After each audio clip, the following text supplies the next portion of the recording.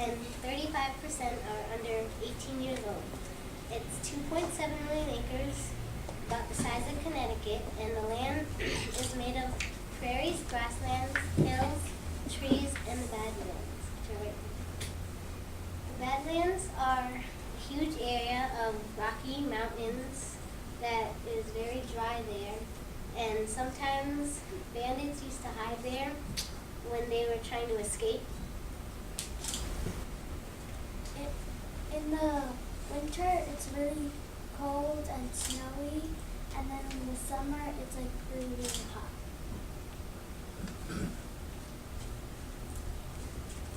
On Pine Ridge, most people have to live in mobile homes or trailers with very poor insulation. They have to use their ovens to heat up their houses because they have no heating. 39% don't even have electricity. Many homes like basic furniture as beds, stoves, refrigerators, and tubs. Over 33% lack basic water or sewage systems. Some families have dirt floors or just wood floors to sleep on. 60% of homes need to be burned down and replaced with new ones because of black mold. A lot of families have to carry water from local rivers to use for their daily needs.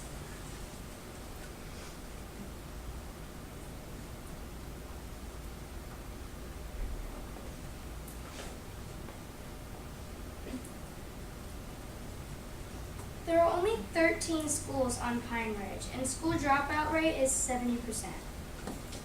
90% of people live below poverty level, and the average income a year is $2,600 to $3,600. And teacher turnover rate is 8 times higher than the U.S. national average. And Pine Ridge schools are in the bottom 10% of school fundings by the U.S. Department of Education. This is like a lot of families' bathtub, and the water there is very dirty. Would you want to bathe yourself in already dirty water?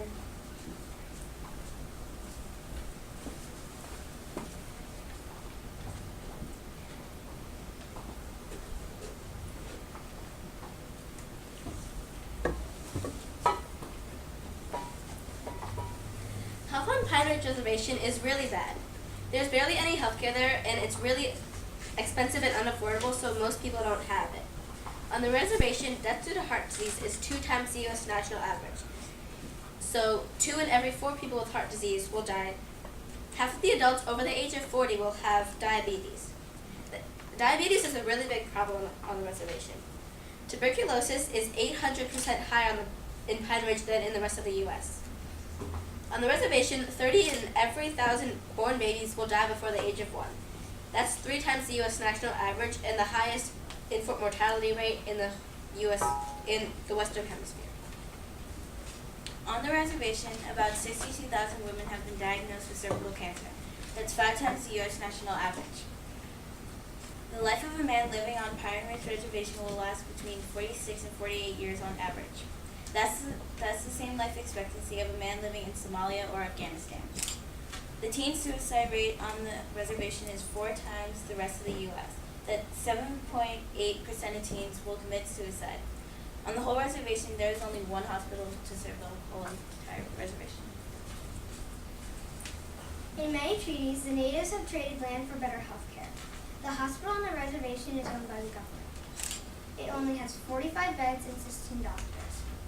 Pine Ridge is the size of Connecticut. Do you know how many hospitals they have in Connecticut? 33.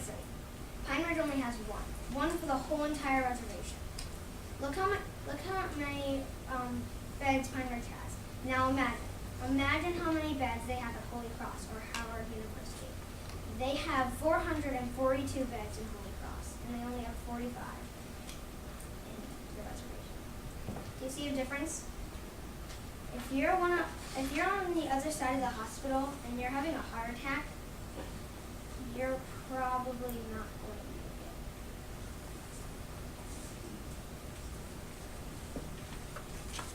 Yeah.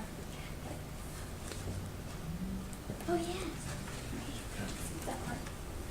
Now we're going to show you the video that inspired us to help the Lakota Sioux, and I hope it inspires you too.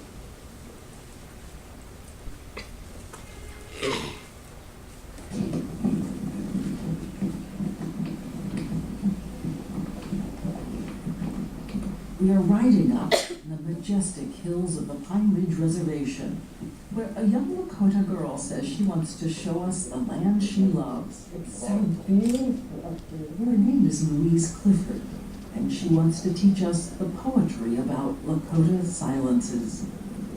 Everything's sacred. The sage, the sweetgrass, the dancing, the teepees, the horses, the buffalo, everything just gets to me because it's strong and in my blood. 10,000 years before anyone else arrived here, the Indians lived in reverence and discipline. It was a heresy to use any more of the earth than you needed.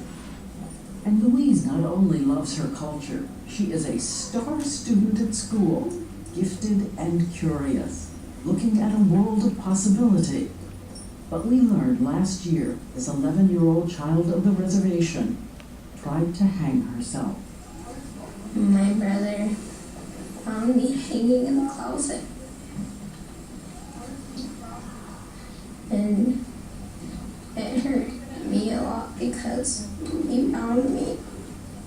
I try not to hurt myself no more because I don't ever want to see my mom sitting there in front of my body crying for me. The mom she adores is lost in alcohol. All my friends, their parents are alcoholics. Oh, you know. Obviously, I'm intoxicated. I hurt myself. That's my mom. Buckle up, Mom. Be safe. Make sure there's somebody that's not intoxicated to drive. And make sure you have a sober driver and come home safe. I always try to keep myself safe. And on this night we go to her home, there's no heat. It's freezing. It's a collapsing, moldy house. But she takes me into her tween bedroom, all pink. Her mother, who wants Louise to be happy, painted it with her. We both put our handprints there on the wall. But it's too cold for her to sleep in here. She's afraid when she's alone. These, I have 3 shirts. They're the clothes I have here. Do you ever watch families on TV and think how lucky they are? Yeah, like living alone. I know, like when they have their shows, it's like, wow, we have everything. And someday I wish I could be like them, but I kind of love the way I live right now because it's part of our culture. I just wish things would get better for us. The tribe found Louise a psychologist, but he lives 6 hours away. Let's go. So the teachers and principal at her school try to watch over her. Good job, good job. Nah, I love doing that. Louise is definitely one of my top students in 8th grade homeroom. I think children have to be just treated like a beautiful flower garden. You should polish them every day, water them, nurture. And here they grow up like weeds. That's where The principal of the school is Marnie Whitewolf, 74 years old, who perseveres despite poor health for the children. A widow who was raised on this reservation. Her school is poor, and she worries about all the asbestos in the floors. Diane, would you move this? Oh, so here it is. Warning, asbestos-containing material? Yes. But there's too little money to fix it when you need more teachers, books, computers.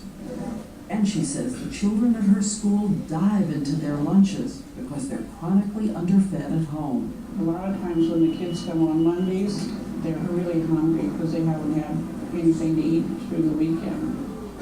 I like spaghetti, mashed potatoes, gravy, steak. It's really awesome. At Louise's house, food is scarce, the future uncertain, and she is fragile. At school, she draws a little picture of someone hanging, and next to it, she puts a little broken heart. I'm using a very strong woman, but I see so many children in such dire stress and circumstances, and we can't get them help. So Marty, thank you for coming. the school's counselors gave Louise a prayer feather to strengthen her prayers, a little bag of marbles from the medicine man to represent her family, so she'll remember she's not alone. There's my mom here. And she was given an Indian name to help her stand up against the dark. My Indian name is Tatehianajimi. It means stands against the wind. I'm just one weed that stands high and all the others always blow down, but not me. I'm strong. And I have a lot of power and I'll never go down no matter what. Even in a windstorm, I'll never fall over.